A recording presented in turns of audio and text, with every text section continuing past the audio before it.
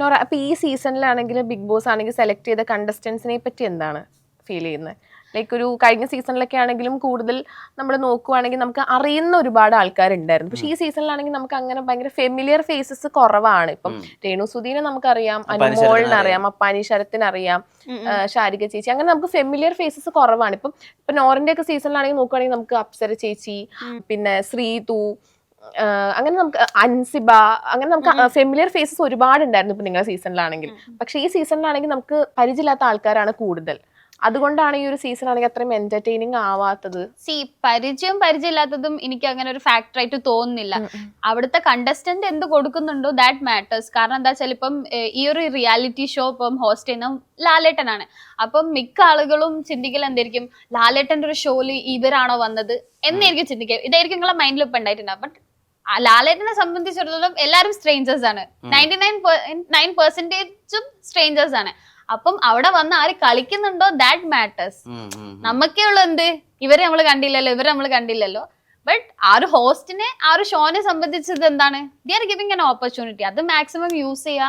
അത് പറ്റിയിട്ടില്ലെങ്കിൽ ആ കണ്ടസ്റ്റൻസ് പോരാന്ന് പറയാം, അല്ലാതെ വേറെ ഒന്നുമില്ല. നിലവിൽ അപ്പാരശരത്തിൽ സ്ട്രോങ് കണ്ടസ്റ്റന്റ് ആയിട്ട് ഫീൽ ചെയ്യുന്നുണ്ടോ? എനിക്ക് എന്താ അറിയില്ല, ആള് രേണുസുതിയിൽ മാത്രം ഫോക്കസ്ഡ് ആണെന്ന് തോന്നിയിട്ടുണ്ട്. രേണുസുതിനെ ടാർഗറ്റ് ചെയ്ത് കളിക്കുന്നത് പോലെ അത് മാത്രമേ ഇതുവരെ ഞാൻ കണ്ടിട്ടുള്ളൂ. ഈതർ പറയും അവരുടെ എന്താ പറയാ ഹസ്ബൻഡ് പരിചയമുള്ള കാര്യം എന്തെങ്കിലും പറയും, അതല്ലെങ്കിൽ അവരെ സപ്പോർട്ട് ചെയ്യാന്ന് പറയും, അല്ലെങ്കിൽ അവരെ അടി ഉണ്ടാക്കുന്ന കാണും. ലൈക്ക് അതല്ലാതെ വേറൊരു ഗെയിം ഞാൻ കണ്ടിട്ടില്ല. ഉണ്ടോന്ന് എനിക്കറിയില്ല. നമ്മൾ നേരത്തെ പറഞ്ഞത് വഴുതി മാറിയിട്ടായിരുന്നു. ഈ മുൻഷി രഞ്ജിത്ത്, അതുപോലെ ശൈത്യ, ബിന്നി, ബിൻസി, ഇവരുടെയൊക്കെ പെർഫോമൻസ്, അല്ലെങ്കിൽ ഇവരെന്താ ഒന്നും ചെയ്യാത്തത് അങ്ങനെ തോന്നുന്നുണ്ടോ എപ്പിസോഡ് കാണുമ്പോ?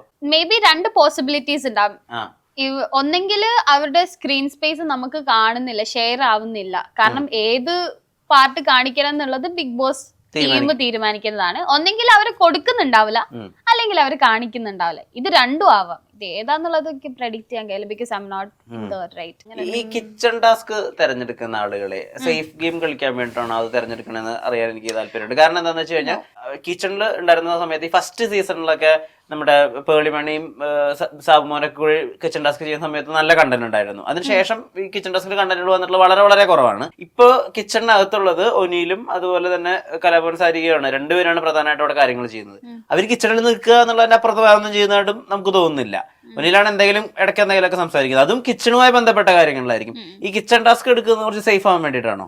ആക്ച്വലി കിച്ചണിലാണ് മോസ്റ്റ്ലി ഫൈറ്റ്സ് ഉണ്ടാവില്ല, സാധാരണ ഉണ്ടാവില്ല. അതാണ് ഈ സീസണിൽ അവരെന്താന്നിരിക്കും, അവരെന്താ കളിക്കാത്തതൊന്നും അറിയില്ല. ഇനി ആരെങ്കിലും ചെന്ന് ഇനിയിപ്പോ വൈൽഡ് കാർഡ് ഒക്കെ വന്നിട്ട് അവിടുന്ന് കളിച്ചാൽ എന്തെങ്കിലും നമുക്ക് പറയാൻ പറ്റുന്നു. ബട്ട് യൂഷ്വലി സീസൺസ് നോക്കുകയാണെങ്കിൽ most of the fight start from there only. Kitchen എന്നാണ് വരല്. എത്ര അടികൾക്ക് കണക്കില്ല.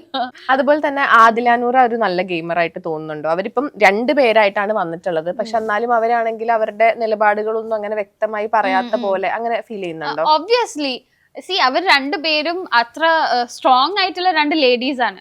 Very strong. ഒന്ന് ആലോചിച്ചൊക്കെ, കേരളക്കാരെ മൊത്തം അവർ അറ്റാക്ക് ചെയ്തൊരു ടൈം ഉണ്ട്. അതൊന്നും അവരുടെ ഫാമിലീസ് കാര്യങ്ങൾ ഇതെന്നൊക്കെ സർവൈവ് ചെയ്ത് വന്ന അവര് അവിടെ ഇതിലും വോയിസ് റേസ് ചെയ്യുന്ന ഞാൻ വിചാരിക്കുന്നത്. അത് ഒരാളാണെങ്കിൽ ഞാൻ എക്സ്പെക്ട് ചെയ്യുന്നത് അത്ര, 2 പേരും ഞാൻ ഐ എക്സ്പെക്ടഡ് മോർ ഒന്നും ഞാൻ കാണുന്നില്ല. ഷാനവാസിന്റെ ഒരു ഗെയിമിംഗ് ഉണ്ടല്ലോ, അദ്ദേഹം എന്റർടൈനർ ആവാൻ വേണ്ടി ശ്രമിക്കുന്ന ഒരു ഏരിയ ഉണ്ട്. ചില ഏരിയകളിലൊക്കെ അത് എന്റർടൈനിങ് ആണ്, കയ്യിൽ നിന്നിടുമ്പോഴാണെന്ന് തോന്നുന്നു കുറച്ച് പാളി പോകുന്നത്. ഷാനവാസിന്റെ ഒരു ഗെയിം പാറ്റേൺ, അദ്ദേഹമായിട്ടുള്ള ഇൻമേറ്റ്സിന്റെ ഇന്ററാക്ഷൻ എന്താ ഫീൽ ചെയ്തിട്ടുള്ളത്?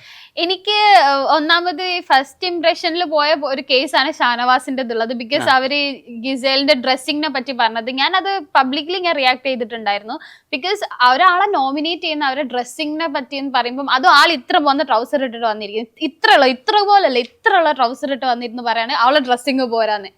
അത് എന്താണ്? ഇനിയിപ്പം മതപരമായിട്ട് നോക്കുകയാണെങ്കിൽ പോലും ഇത്രയുള്ള ട്രൗസർ ഇടാൻ പാടുണ്ടോ? ഇല്ല, അവരിടാൻ പാടില്ല. ഇല്ല. എനിക്ക് പിന്നെ ഷാനവാസ് കുറച്ച് മിസ്റ്റീരിയസ് ആയിട്ട് എനിക്ക് ഫീൽ ചെയ്തിട്ടുണ്ട്. കാരണം ഷാനവാസിന്റെ ചിരി, കാരണം അത് കാരണം എന്താണെന്നറിയോ, ഷാനവാസ് ആണെങ്കിൽ ഇപ്പൊ എനിക്ക് തോന്നുന്നു അനീഷായിട്ടുള്ള ഒരു വഴക്കിന്റെ സമയത്താണ് ഭയങ്കര ട്രിഗേർഡ് ആയിട്ടുണ്ട് പുള്ളിക്കാരൻ. പക്ഷെ പുള്ളിക്കാരൻ അവിടെ ചിരിക്കുക ചെയ്തത്. ആ ചിരി എനിക്കൊരു സന്തോഷം നിറഞ്ഞൊരു ചിരിയായിട്ട് എനിക്ക് ഫീൽ ചെയ്തിട്ടില്ല. കടിച്ചു കടിച്ചു പിടിച്ചിട്ടുള്ള ഒരു ദേഷ്യം അമർത്തിയിട്ടുള്ള ഒരു ചിരിയായിട്ടാണ് എനിക്ക് ഫീൽ ചെയ്തിട്ടുള്ളത്. ഈ അദ്ദേഹം പലപ്പോഴും പറഞ്ഞത് മാറ്റി പറയുക, അത് അവിടെ തത്തി കളിക്കുക, കൺവിൻസിങ് ക്യാരക്ടർ ആയിട്ട് തോന്നിയിട്ടുണ്ട്.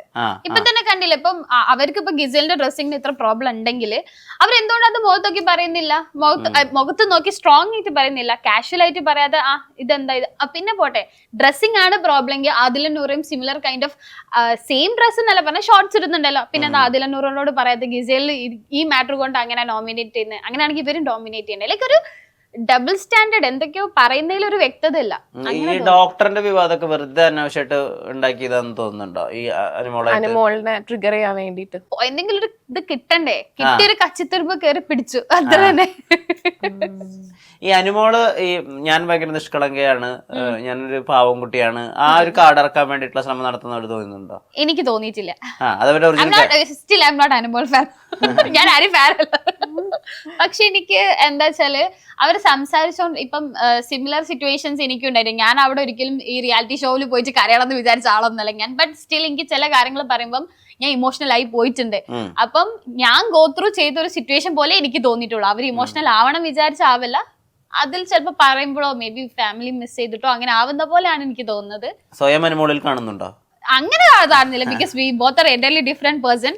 ബട്ട് എനിക്ക് എന്തോ അവര് അവിടെ വുമൻ ലൈക്ക് ഈ ഒരു കരച്ചിൽ കാർഡ് ഇറക്കാൻ വിചാരിച്ചതല്ല, അവരങ്ങനെ ആയി പോയതാകാം. നോറനെ പോലത്തെ ഒരു ഗെയിമറിനെ നോറ ഈ സീസണിൽ ആരെയും കാണുന്നേ? ആരും കാണുന്നില്ല. ആരെയും കാണുന്നില്ല? ഇല്ല കാണുന്നില്ല. അതെന്തുകൊണ്ടാ? ബിക്കോസ് അതിന്റെ ഒരു കാര്യം എന്താ വെച്ചാല്, എന്റെ സീസണിലാണെങ്കിൽ ഞാൻ ഒറ്റയ്ക്ക് ഗെയിം കളിച്ച ഒരാളായിരുന്നു. ആ ഒറ്റയ്ക്ക് ഗെയിം കളിക്കാന്ന് പറഞ്ഞത് ഇറ്റ് വാസ് റിയലി ഹാർഡ്, ഭയങ്കര ഡിഫിക്കൽട്ട് ആയിട്ടുള്ള. ഇപ്പം അനീഷ് ആണെങ്കിലും ഇപ്പൊ ചിലപ്പോൾ ആളുകൾക്ക് പറയാം അനീഷ് ഒറ്റയ്ക്ക് കളിക്കുന്നില്ല, ബട്ട് അനീഷ് ഒറ്റയ്ക്ക് കളിക്കുന്ന എല്ലാരെയും വെറുപ്പിച്ച് ലൈക്ക് എല്ലാവരുടെ അടുത്തൊന്നും എന്തിനും മറുപടി കൊടുക്കാതെ തന്നെ. ബട്ട് ഞാൻ അങ്ങനെയല്ലായിരുന്നു. ഞാൻ അവിടെ നിൽക്കുന്ന സമയത്ത് എല്ലാ കാര്യങ്ങളും ഇടപെട്ട് എല്ലാ കാര്യങ്ങളിലും ലൈക്ക് അവിടുന്ന് ഞാൻ ആളുകളോട് സംസാരിച്ചിട്ടുണ്ട്, ഇന്ററാക്ട് ചെയ്തിട്ടുണ്ട്, പ്രോപ്പർ ടൈമിൽ ആളുകൾക്ക് ഫുഡ് കാര്യങ്ങൾ എല്ലാത്തിലും ഞാൻ ഉണ്ടായിരുന്നു. എന്നിട്ട് എന്റെ ഗെയിം മാത്രമേ ഞാൻ ഇൻഡിവിജ്വൽ കളിച്ചിട്ടുള്ളൂ. ഓക്കെ, മാത്രല്ല എനിക്ക് എന്തെങ്കിലും കാര്യങ്ങൾ ഇഷ്ടപ്പെട്ടിട്ടില്ലെങ്കിൽ ഞാൻ വെരി ഓപ്പൺലി ഭയങ്കര സ്ട്രേറ്റ് ഫോർവേഡ് ആയിട്ട് ഞാൻ പറഞ്ഞിട്ടുണ്ടായിരുന്നു. അങ്ങനെ ആരും ഞാൻ കാണുന്നില്ല.